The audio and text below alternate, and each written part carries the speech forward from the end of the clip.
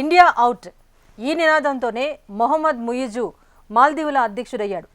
మాల్దీవులను భారత్ నాశనం చేస్తోంది అంటూ ప్రచారం చేశారు. ప్రజల్లో విష బీజాలు నాటారు.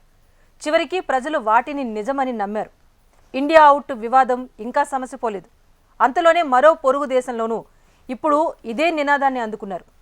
అధికార పార్టీని ఎదుర్కోలేక చివరికి ఇండియాపై బట్టకాల్చి వేసేందుకు పొరుగు దేశం ప్రతి పార్టీ సిద్ధమైంది. ఆ దేశంలో భారత్కు ఎలాంటి పాత్ర లేకపోయినా భారత్ను వ్యతిరేకిస్తోంది. అసలు ఈ ఆలోచన ఆ దేశ ప్రతిపక్షం ఎందుకు చేసింది? ఎన్నికల్లో గెలుపు కోసం భారత్ను నిందించాలా? అలా చేస్తే అక్కడి ప్రజలు నమ్మేస్తారా? Watch the story. బంగ్లాదేశ్లో మాల్దీవుల నినాదం మొదలైందా?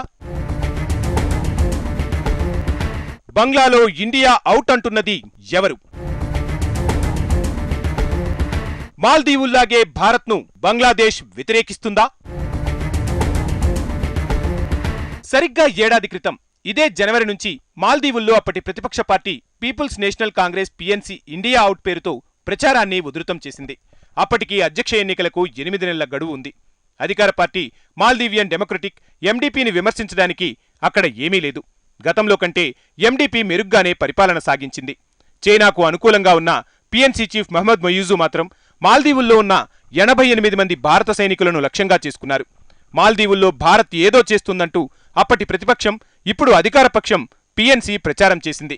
తమపై నిఘా పెడుతోందని, తమ దేశాన్ని నాశనం చేస్తుందంటూ అక్కడి ప్రజలను భయపెట్టింది. మొయిజు వ్యూహం మాల్దీవుల్లో వర్కౌట్ అయింది. అతడు చేసిన ప్రచారాన్ని మాల్దీవుల్లోని ప్రజలు నమ్మేశారు. అందుకే ఆ దేశ అధ్యక్ష ఎన్నికల్లో పీపుల్స్ నేషనల్ కాంగ్రెస్ పార్టీకి పట్టం కట్టారు. ఎన్నికల్లో గెలిచిన తర్వాత కూడా మొయిజు ఇండియా అవుట్ ప్రచారాన్ని మాత్రం మానలేదు. భారత సైన్యం వెళ్లిపోవాలంటూ అల్టిమేటం జారీ చేశాడు. మార్చి 15లోగా మాల్దీవులను వీడాలని మొయిజు స్పష్టం చేశాడు. మాల్దీవుల్లోని ఇండియా అవుట్ ఎపిసోడ్ ఇంకా ముగిసిపోలేదు. కానీ మరో దేశంలో కూడా ఇలాంటి క్యాంపెయిన్ ప్రారంభమైంది.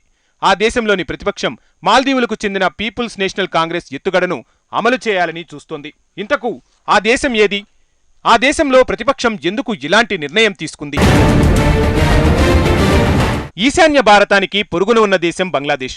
ఇటీవల బంగ్లాదేశ్ సార్వత్రిక ఎన్నికలు జరిగాయి. అధికార పార్టీ అవామీ లీగ్ మరోసారి ఎన్నికల్లో విజయం సాధించింది. అయితే ఈ ఎన్నికలను ప్రతిపక్ష బంగ్లాదేశ్ నేషనలిస్ట్ పార్టీ బీఎన్పీ బహిష్కరించింది. 2009లో అధికారాన్ని కోల్పోయింది. 2014లోనూ ఎన్నికలను బహిష్కరించింది. 2019లో పోటీ చేసిన కేవలం 5 సీట్లను మాత్రమే గెలుచుకుంది. ఒకప్పుడు బంగ్లాదేశ్ను ఎక్కువ కాలం పాటు పాలించిన ఈ పార్టీ ఇప్పుడు సంక్షోభంలో చిక్కుకుపోయింది. అప్పటి నుంచి ఎన్ని ప్రయత్నాలు చేసినా ఎన్నికల్లో విజయం సాధించలేకపోతుంది. అయితే అధికార పక్షాన్ని ఎంత విమర్శించినా పని జరగదని బీఎన్పీ ఓ నిర్ణయానికి వచ్చేసింది. అందుకే మాల్దీవుల్లో పీపుల్స్ నేషనల్ కాంగ్రెస్ పిఎన్సి అనుసరించిన వ్యూహాన్నే ఎంచుకుంది. ఇండియా అవుట్ అంటూ ప్రచారాన్ని చేపడుతుంది. ఈ ప్లాన్ను తారిక్ రెహమాన్ రూపొందించినట్లు నివేదికలు చెబుతున్నాయి. తారిక్ రెహమాన్ బీఎన్పీ తాత్కాలిక చైర్మన్. జనరల్ జియావుర్ రెహమాన్, ఖలీదా జియా సంతానంలో పెద్ద కుమారుడే తారిక్ రెహమాన్. బంగ్లాదేశ్ నియంత జనరల్ జియావుర్ రెహమాన్ ఆయన స్థాపించిన పార్టీనే బంగ్లాదేశ్ నేషనలిస్ట్ పార్టీ. ఈ పార్టీ తరపునే ఖలీదా జియా ప్రధానమంత్రిగా ఎన్నికయ్యారు. అంటే బీఎన్పీ అధ్యక్ష బాధ్యతలు జియాపూర్ వంశమే నిర్వహిస్తుంది. ఖలీదా జియా తర్వాత ఈ బాధ్యతలను తాత్కాలికంగా తారిక్ రెహమాన్ అందుకున్నారు. బీఎన్పీ తాత్కాలిక అధ్యక్షుడు తారిక్ రెహమాన్ ఇప్పుడు బంగ్లాదేశ్లో నివసించడం లేదు. అతడు పారిపోయి లండన్లో తలదాచుకుంటున్నాడు. అక్కడి నుంచి పార్టీని సమన్వయం చేస్తున్నాడు. ఇప్పుడు ఇండియా అవుట్ ప్రచారాన్ని సోషల్ మీడియాలో చేపడుతున్నాడు. నిజానికి మాల్దీవుల్లో కూడా మొదట సోషల్ మీడియాలోనే ఇండియా అవుట్ ప్రచారం మొదలైంది.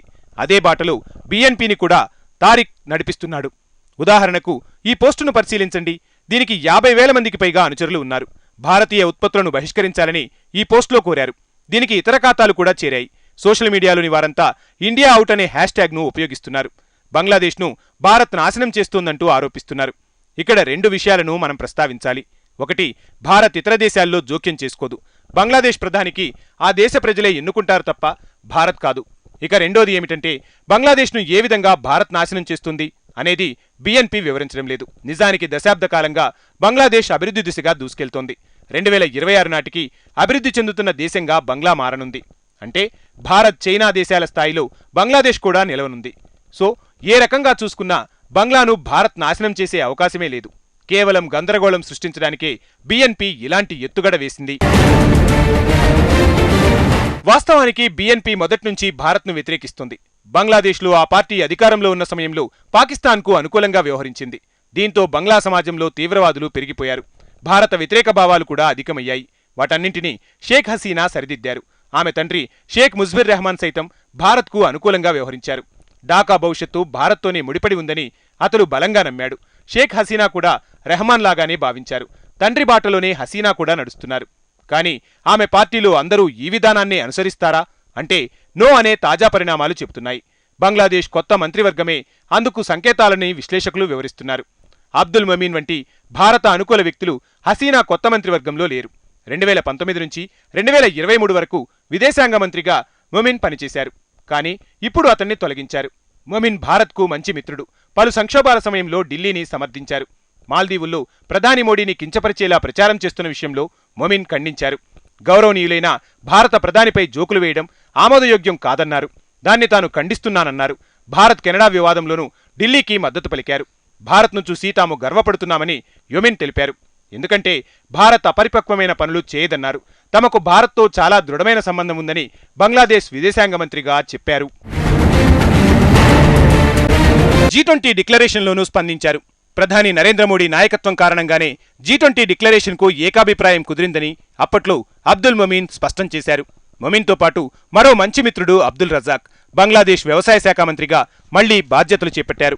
అదే సమయంలో చాలా మంది కొత్తవారికి మంత్రి బాధ్యతలను హసీనా అప్పజెప్పారు. సల్మాన్ ఫ్లూజర్ రెహమాన్ షేక్ హసీనాకు సలహాదారు. పాకిస్తాన్ అధ్యక్షుడు అరీఫ్ అలీకి ఫ్లూజర్ రెహమాన్ చిన్ననాటి స్నేహితుడని అంటారు. ఈ మార్పులను ఢిల్లీ గుర్తించిందా అంటే ఇప్పటికిప్పుడు ఏమీ చెప్పలేం. కానీ షేక్ హసీనా 16 మంది సిట్టింగులను తొలగించారు. అంటే ఆమె మంత్రివర్గాన్ని రీసెట్ చేసుకున్నారు.